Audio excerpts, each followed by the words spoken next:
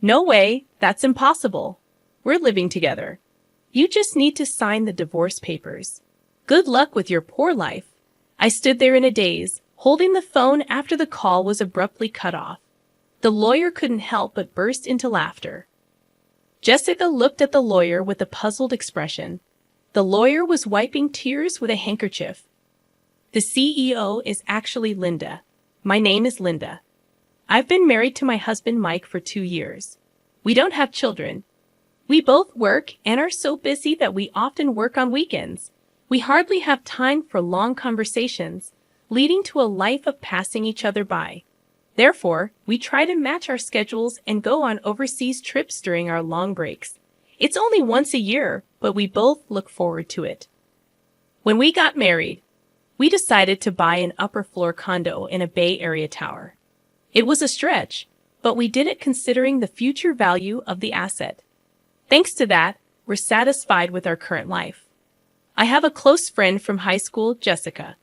We sometimes go out for lunch together. Jessica, being beautiful, has high standards for men. She's not married yet but has a strong desire to do so. She's always looking for well-educated, high-income men on dating apps. Especially, she won't compromise on income. One day, I was enjoying lunch with Jessica at a cafe near a park. We were together in high school and university, even in the same classes. That's why we've consulted each other about various things. As a result, we know quite a bit about each other's dating histories and types. During our student days, we shared both fun and sad times. Those are good memories. Since I married Mike 2 years ago, we've both become busy, and the time we can meet has decreased. Now we meet only a few times a year, if that. Hey, can I come visit your condo next time? Jessica suddenly asked me. Jessica had never been to my place before. Then on the weekend, Jessica came over to my place. I could sense her amazement even through the intercom at the entrance. Jessica kept saying, "This is amazing." The moment I opened the front door, Jessica looked impressed. "Wow, this place is like a mansion, and that elevator right up was so long." I chose a spacious upper-floor condo because it was a once-in-a-lifetime purchase without compromising. It's even more spacious than a house. It's beautiful, really incredible. Jessica looked around the house, turning her head in every direction. Great location and an upper floor in a high-rise like this must have cost a pretty fortune. Jessica asked with a sly smile. Yeah, it's what you'd call a $1 million condominium. It's got great security too. Look here. Jessica cut me off, reacting only to the term $1 million condominium. Right? It must be over $1 million. Your husband must be making a lot, she said, eyes wide with astonishment. That was so like Jessica. She's always had high standards for men, especially regarding their income. Mike's salary is quite high for his age, I guess, I said vaguely. I felt it was tacky to be too explicit. Huh. She had a look that seemed to have some ulterior motive. Jessica said, "Can I use your bathroom?" and left the living room. I told Jessica where the bathroom was and then started preparing tea in the kitchen. Concerned about Jessica, who was taking a while to return, I was about to head to the bathroom when Jessica came back. Just replying to an email. Jessica doesn't usually make excuses like that.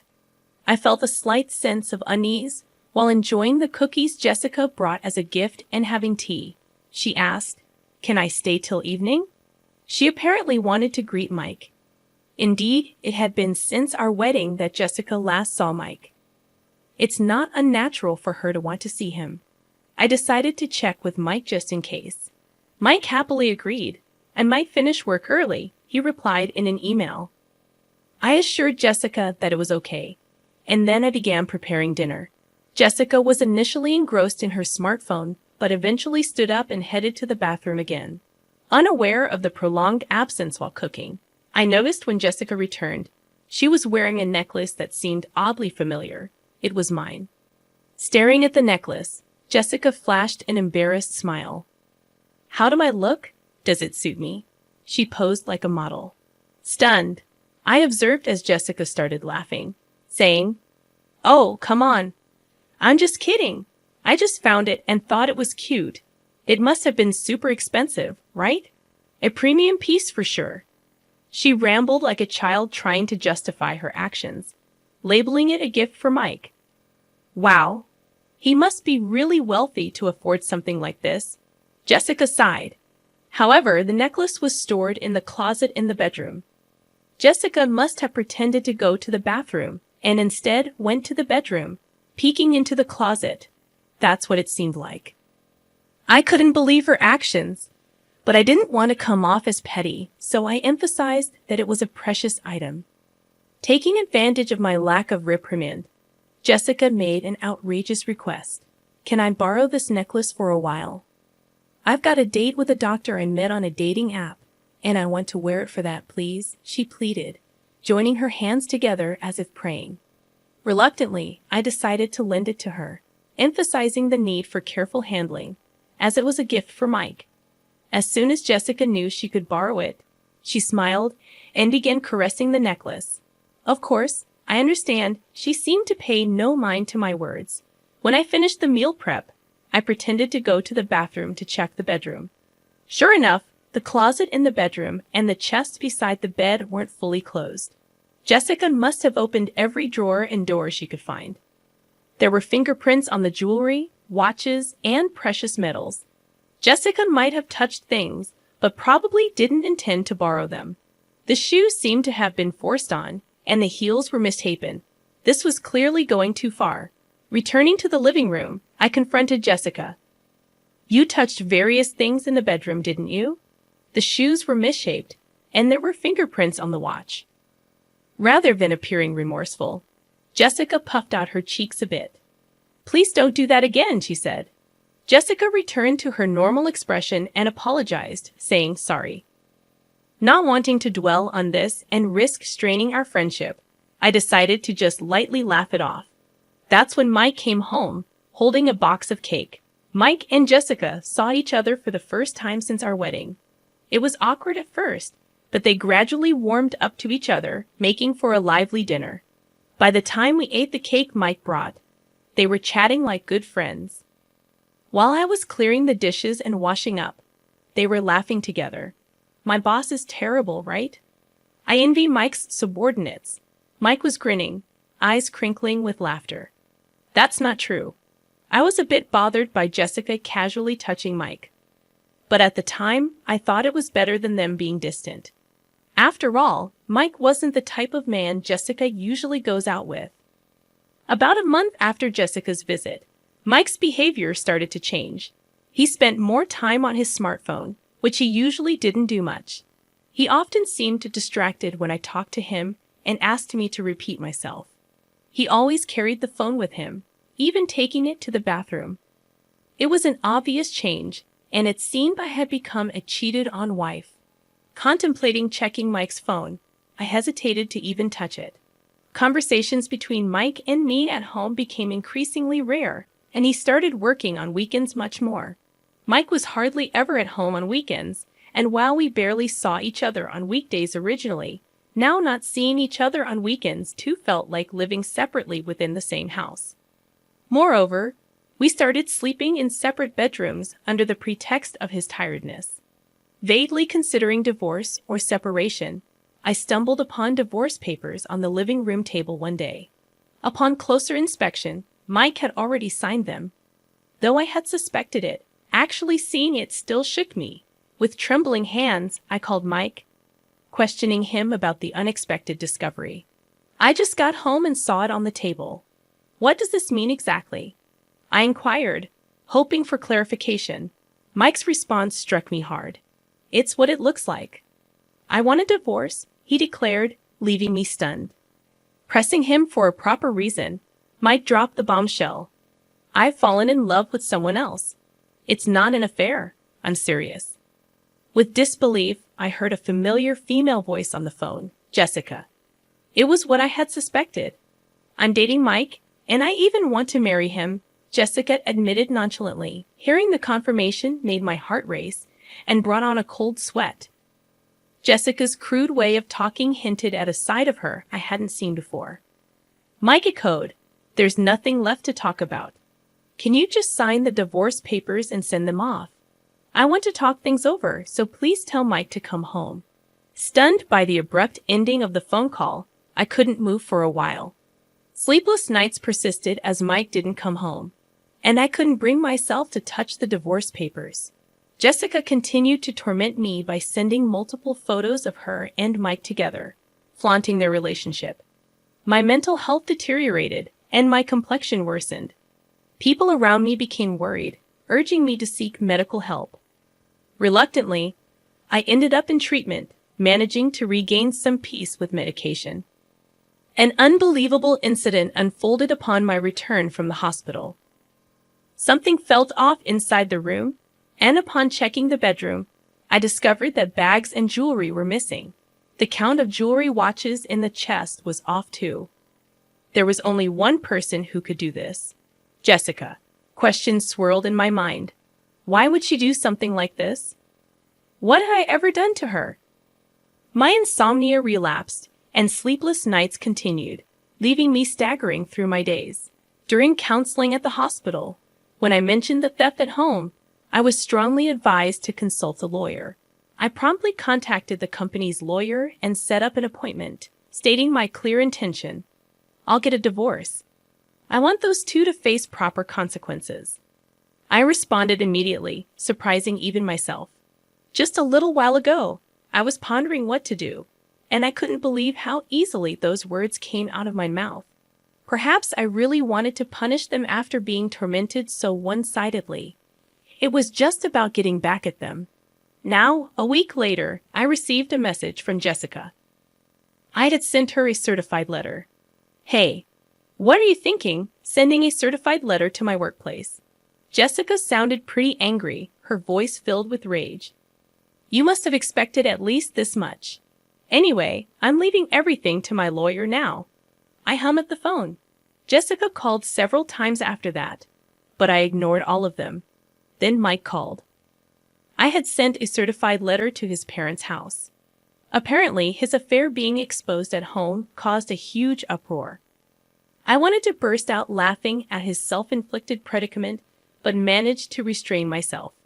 Feeling that leaving it all to the lawyer wouldn't be enough to calm my feelings, I decided to confront them both. I would denounce them thoroughly on the spot. The lawyer arranged the date and time, and we decided to have the discussion at the law office. A few days later, the two reluctantly showed up at the law office. I thought they would bring their own lawyer, but it seemed they came alone. Jessica stormed into the office, flinging the door open. Mike followed, looking uncomfortable. Finally, we meet, you coward. Jessica made no effort to hide her anger, but Mike stepped forward, trying to calm her down. Well, you've been running away all this time. Our wedding's been delayed because of you. Jessica looked like she might throw her bag at me any moment, and Mike was desperately trying to hold her back as I watched them with a pitiful feeling. The lawyer nodded at me. Please calm down. If any violence or abusive language occurs, we will immediately call the police. Understood. The mention of the police made Jessica stiffen. With the lawyer's intervention, Jessica and Mike took their seats, becoming calmer. We sat across from each other at the office table, ready to start the discussion. Mike, you're seeking a divorce, correct? Jessica was sitting hotly, while Mike slumped, looking small. We've agreed to the divorce. However, since your relationship is adultery, we will ask for alimony. Is there any significance to this? Mike's face clouded over. I'll agree to the divorce, but once the alimony is paid, don't contact us ever. I quietly nodded in agreement, and Jessica looked displeased, maybe expecting more resistance from me. When the lawyer began discussing the alimony amount, Jessica snapped. I said any amount is fine. We have plenty of money. Jessica sat arrogantly with her arms crossed. The lawyer looked at her with interest, saying, Oh yes, didn't he research? Mike is the president of a jewelry company with a yearly revenue of $2 billion. Mike looked up frantically, trying to restrain Jessica's arm. Jessica, her face flushed, continued excitedly. Alimony for an affair is nothing to us. I'll even give a proper share of the property. Mike was trying hard to calm her down. Jessica shook off his hand and continued, You can barely make ends meet on your salary, right? She scoffed with a laugh. The lawyer burst into uncontrollable laughter. Jessica looked at him with a puzzled expression, and the lawyer wiped tears with a handkerchief. Actually, the president is Linda. Jessica was dumbstruck, her mouth hanging open. Mike hung his head, his body trembling slightly. Mike is just an ordinary employee with no position at Linda's company. I am Linda's corporate lawyer. Jessica started laughing loudly. What are you talking about? Are you really a lawyer? Can lawyers lie? The lawyer calmly replied, Why not ask Mike next to you if what I said is a lie? Mike, meanwhile, just bit his lip, looking down. Growing more anxious, Jessica grabbed Mike's arms and began shaking him. You said you were the president of a $2 billion jewelry company. That's not a lie, right? Mike remained silent, covering his face with his hands, uttering inaudible moans. Growing more desperate, Jessica gripped his arms tighter, repeatedly asking, Answer me. It's not a lie, right? Finally, Mike whispered in a raspy voice. I'm sorry. Mike's single apology plunged the room into a deep silence. Jessica's strength seemed to leave her body, and she let her hands that were gripping Mike fall limply. You said you were the president of a company making $2 billion a year, she muttered, almost to herself. Mike's solitary apology had plunged Jessica into despair. She stood up, trembling. It's a lie, right? There's no way you're the president. Jessica pointed at me accusingly. Why didn't I know about this after all we've shared? I spoke to Jessica calmly, as if guiding her. Just because we're close friends doesn't mean I tell you everything, especially since you were so fixated on money. I had no intention of telling you, I said, looking Jessica straight in the eyes without averting my gaze. Jessica seemed to lose all her energy and slumped down. Then that house, of course. The house is in my name, so Mike will be the one leaving. Jessica fell silent, and Mike continued to hold his head. Mike probably didn't want to come here. He knew this would happen. But if he didn't come here, things would be worse. It's hell either way for him now. Mike is left with nothing but hell waiting for him. The lawyer began to present the evidence I had gathered. First, the photos of Mike and Jessica together, the photos sent to my phone, now printed. The lawyer placed an IC recorder on the table and played the recorded conversation. Why would you send something like this? I just wanted to share our happiness with you. Jessica's voice filled the room, while Mike seemed to be holding back tears. Hey, still clinging to the past. I want to divorce quickly. I know what you're clinging to. It's Mike's income. He's the president of a $2 billion jewelry company, right? You hid it because you thought I might take it? Jessica, perhaps embarrassed, covered her face with her hands. Hurry up a divorce and leave that condo. It'll be mine soon. Too bad Mike didn't come back to you. I'll give you as much alimony as you want. Poor thing, your aim was the money, not Mike. I'm speechless at how you've been deceived. Mike and Jessica fell silent. Do you think this is over? What else is there, Jessica? You broke into the house when Linda wasn't there and stole several items, didn't you? I felt relieved at the lawyer's calm demeanor. Mike looked shocked, apparently unaware of this. Hey, what's this about stealing? Jessica bit her lower lip, her hands shaking. No, not me. I don't know anything. The lawyer placed a tablet on the table and played a video. It showed Jessica sneaking into the bedroom, taking bags and jewelry, and stuffing them into her bag. Jessica stared wide-eyed at the footage. What is this?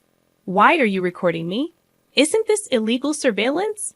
Mike covered his face with his hands. We always had security cameras inside our house. Why didn't you tell me that earlier? Who would think you'd break in to steal? I felt a headache coming on from their foolish exchange, and you used my key without permission. I wanted those things. It's your fault for not buying them for me. The two began arguing, ignoring us. The lawyer and I could only look on in disbelief. Please save your arguments for later. Regarding this theft, we will be filing a police report, the lawyer said calmly. Jessica seemed to panic at the mention of the police. That's a bit much, isn't it? I just borrowed something from a friend. I never gave you permission to borrow anything. I spoke to her calmly. Besides, you're not a friend or anything. You were just a classmate. That's why I'm filing a police report. Jessica started to kneel and apologize. I looked down at her and said coldly, "You're going to compensate. The value of what you stole is more than your annual income." "Are you sure about that?" Jessica was speechless. "And there's also the matter of the alimony." Jessica turned to Mike, pleading in a tearful voice, "You'll pay, right? Even if you're not the president, you still earn well, right?" Mike was silent, looking down. "He can't pay it because he's about to be fired," I said. Mike looked up in surprise. "That's correct. Since leaving the house, Mike has not shown up for work. Plus, with this commotion, there have been complaints from his boss," I explained. Mike looked like he might collapse on the floor. "But there's still the property division, right?" "I'll pay with that," Jessica said desperately. "That's not possible. Linda and Mike have a prenuptial agreement regarding property." "You didn't hear anything from Mike, did you?" "He never told you the inconvenient truths," I replied calmly. I regarded Mike with disdain as the lawyer placed the contract on the table. The agreement explicitly stated that if the marriage lasted less than 3 years, neither party could claim the other's property. Given that they were currently in the 2nd year of marriage, Jessica attempted to grab the document as if to tear it up. "You should handle that document carefully. It's a notarized deed, and you could be held legally accountable for damaging it," I warned. At the mention of potential legal consequences, Jessica halted her attempt to destroy the document and began to half-heartedly plead with Mike. "Mike, you have savings, right? Use that to pay," she suggested. Mike, looking at Jessica with resentful eyes, retorted, "What money? You always wanted sushi, steak. There's no way I have any savings left." "It appears that way. And it seems he has debts from unsavory sources," I added. Jessica's shoulders slumped, revealing the pitiable sight of the once glamorous appearance that used to turn heads. This was the result of the seeds she had sowed herself, leaving the two looking haggard and lost, muttering about how this wasn't supposed to happen and what they would do now. Deciding to leave the rest to the lawyer, I stood up to leave, emphasizing to Jessica, "Money isn't something you steal from others. It's something you earn through effort." After that, the divorce proceeded smoothly.